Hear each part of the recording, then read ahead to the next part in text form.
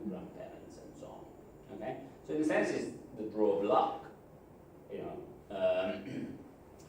But I think what you say is, I don't know whether people are annoyed that Messi is a drug user. Not that Messi is a drug user, because, for example, Maradona was a drug user.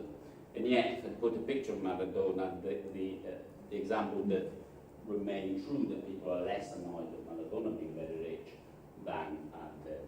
So there is a sense that if your wealth is due to your ability, if your high income is due to your ability, is more better in a moral sense than if your wealth is due to parental income. If you scratch well deep into the surface, you will find that in both cases, nature has given you a very good hands of cards, either by being an extraordinary sportsman or by being born in an extraordinarily rich family. Then you could argue, well, but Messi has worked hard, and so I live near Leicester, and my son is a supporter of Leicester City. And now, if you follow the Champions, the Premiership in the UK, Leicester City is now third in the league, and there's this guy, Jamie Vardy, that 5 years ago was playing in the park, in 7th, 8th division, and now is the chief goal scorer. They scored 9 consecutive matches in the Premiership. Nobody else has done that, or almost. But when they talk about it, they say, oh, but he trains a lot. He's always the first to get to the training ground, and he's always the last to go, and he spends... I remember Platini, after the Juventus team had gone to home, he would just stay on the pitch and take free kick after free kick after free kick after free kick with the plastic wall, defensive wall. So they work harder for their success. But even that, you could argue that the preference for working hard is something that nature's given you. Nature's made me very lazy. Why should I be punished for that? Okay? And when you again scratch even deeper into the philosophy of this, then you say, well, there's some truth in that. And so, difference in endowments, the source of different endowments, society does make a point that certainly most people would agree that if somebody works very hard, they shouldn't be punished, or certainly they deserve their wealth more than somebody that's just been born in a very rich family. but conceptually we need to think why that should be the case. The whole point, of course, is that if we look at lump sum taxes, they should be imposed on endowment, not on outcome. Okay? So you should take Messi and says, you're a fantastic footballer, as I said earlier, because you have the potential to be a fantastic footballer, you have the potential to earn a lot of money, and I'm going to tax you heavily for that. Okay? Whether you become a footballer or not, you still have to pay 10 million euros taxes or whatever. That's the way lump sum taxes work. And so we have to think about that. So we care about distribution, we care about the very rich, because we care about the very poor. Okay? So we now begin to think about poverty. Poverty, of course, means, there's not much to discuss about this. Poverty means having very little money, very low income. But even then, we can start arguing about very low relative to what. So, for example, people who are currently students at, say, Oxford or Harvard or Princeton have probably very low income. Okay? But over the lifetime, they're going to earn a lot of money. Okay? Somebody who went to school with them maybe has worked 4 or 5 years as a car mechanic. He's probably got reasonable income, but that income is not going to grow a lot over the course of their lifetime. So, if you take a snapshot, of income distribution now, then that doesn't tell us much about what the lifetime distribution of income is going to be. And that again, if you look at somebody who's poor now, maybe they have the potential for having future income is very high because they're investing now, so they sacrifice current consumption in order to obtain higher consumption in the future. So poverty should really have a window of reference, and it's not obvious that the year is the correct window of reference. It's not obvious that it's the whole life, but again, there are difficulties here in defining poverty. Okay, so how do we measure income? Now, a good definition, conceptually, good definition, there are many ways. There's the money you make, and well, not quite, because you might, if the assets you have lose value, then you're becoming poorer. Okay, so this definition is the one proposed by Hicks in an important debate at the time in 1939. It's the one that we still accept as the correct one, conceptually correct one. So it's the maximum value which a man can consume during a week and still accept to be as well off at the end of the week as it was at the beginning. If you replace week with year or month or whatever, then you get a month. Okay? And the reason is that your asset can change. Okay?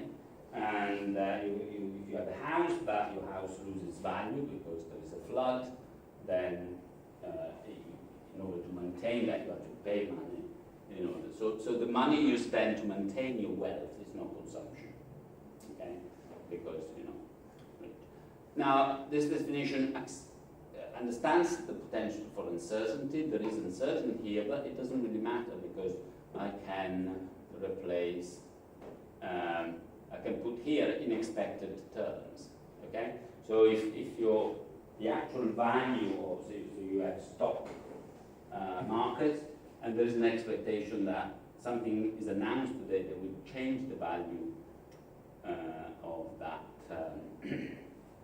or will make it more uncertain, then because there is a market for risk, then that is going to affect your wealth. Okay? Of course, when we pay income tax, this is not quite a definition because collect income need to have more work in the definition. Now, an important concept here when we define inequality and how well-off people are is the household composition. Okay? So if you live with your parents, then your standard of living at a given level of income is probably a lot higher than if you had to live on your own.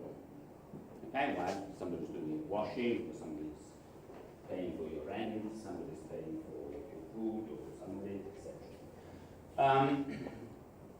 So, because it's a practical problem, if we want to define poverty, then we need to take account of the standard of living you have. And we don't want just to take the household, the family, as the unit, because if there's just me and my wife, then we don't need as much money as if we do when we have 5 children, because 5 school-age children are very expensive, and so on. So people have built these equivalence scales that somehow try to make comparison possible between households or people living in households of different sizes. Okay? The idea is that within a household, although is an idea that is not always correct, especially in developing countries, but within the household, people have the same utility. Not necessarily the same income, but income doesn't matter. Okay? Not necessarily the same consumption, but in the sense that consumption is adjusted for utility. Okay? So people in the household are as well off as each other. Within the household, there's enough compensation, parents care enough about their children, so that they give them enough to make sure everybody is at the same level. Of course, in some households, parents make a lot of sacrifices for children, and so the children are better off. But on the other hand, there would be other households where children are treated not as well, and so on. In some households, only one brother, typically brother, receives all the investment, and the other have to work. The other and the sisters have to work for him. But again, these are more the exceptions than the rule. So how do you do that? Well, you just give numbers. Okay. So these are three examples. One was from Rowntree, a philanthropist, famous for having invented after eights and lots of other things. Was a chocolate maker, a Quaker from Yorkshire. So in 1901, he proposed this equivalent scale. What does that mean? Well, if a couple needs £100 or euros or whatever the was, not pounds in the UK, then a single person to have the same standard of living needs £60. So not 50, not half. Because the couples, if you heat the house, then it can be in the same room, and the cost of heating a room for one person is the same as the cost of heating it for two. The cost of preparing a meal for one person is not half the cost of preparing it for two, and so on. And then he proposed these numbers: if you have two children, one child, two children, three children, four children, and so on. Beveridge was a kind of politician, social scientist, the inventor of the welfare state in Britain. And again, he has slightly different numbers, as you can see. More recently, the US readjusted these numbers in the following way. Notice the change in which, say, the Beveridge had. I don't know why this happens. With the fourth children, it becomes suddenly more expensive. I stopped at 3 for other reasons, but the cost of having a fourth child when you have 3 is much higher than having a third child when you have 2. Okay, so you need a bigger car. So and so on. So when you that kind of thing, but I don't really know why they did that. Anyway. That's how you do it. So it's obviously completely arbitrary. Why 223 and not 225? And people come up with reasons, but this is kind of all arbitrary. But we have them, and they're used to calculate poverty. How many people live in poverty? And that number changes whether this is 223 or 215, or that number in the US and so on. So that's how poverty is counted. We want to go, remember what we're trying to do, we want to say that, for example, we want to say that inequality increases. Okay? How can you say inequality increases? Well, we measure it in 1 year, and then we measure it in the next year, and we say it's higher. Okay? So we want to arrive at a single number that captures the idea of inequality in society. And you can either have an axiomatic approach, say inequality increases if one more person has less to eat or whatever, or some kind of arbitrary summing up. Okay? How do you measure it? These are kind of some of the practical methods. They all you can object, oh, that's stupid, why should I do that? And indeed, they all have objections. But that's how people measure it. Okay, so imagine a country where there are 8 households, and this is their income and the amount of money they have. Okay? Now, because the labeling of a household is arbitrary, you can label them in such a way that 1 is the poorest, 2 is the second poorest, and so on. So income increases, and MH is the income of the H household and is the highest, and 1 is the income of the first household and is the lowest. Okay? What's their mean income? That's their mean income. Okay? And so we have a vector of H numbers, and we want to transform that into a real number.